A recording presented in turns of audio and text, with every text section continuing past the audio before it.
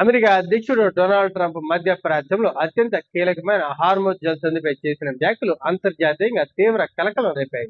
Hormuz జలసంధిపై అమెరికాకు పూర్తి నియంత్రణ ఉందని డొనాల్డ్ ట్రంప్ సోషల్ మీడియా వేదికగా స్పష్టం చేశారు. తాము దీనిని సొంతం చేసుకున్నామని, ఇకపై హార్మోజ్ ను తమ గుప్పెట్లోనే ఉంచుకుంటామని ఆయన తేల్చి చెప్పేశారు. హార్మోజ్ జలసంధి వద్ద అమెరికా ఏర్పాటు చేసిన నావికాదళ దిగ్బంధనాన్ని ఆయన ఉక్కు గోడగా అభివర్ణించారు. ఇరాన్ కు దీనిని ఎదుర్కొనే శక్తి లేదని, ఇరాన్ మిలిటరీ బలహీనపడిందని ఆయన చెప్పుకొచ్చారు. అనవసర చర్యలకు పాల్పడితే తీవ్రమైన సైనిక ప్రతిస్పందన ఉంటుందని, వారిని పూర్తిగా అణచివేస్తుందని ట్రంప్ హెచ్చరించారు.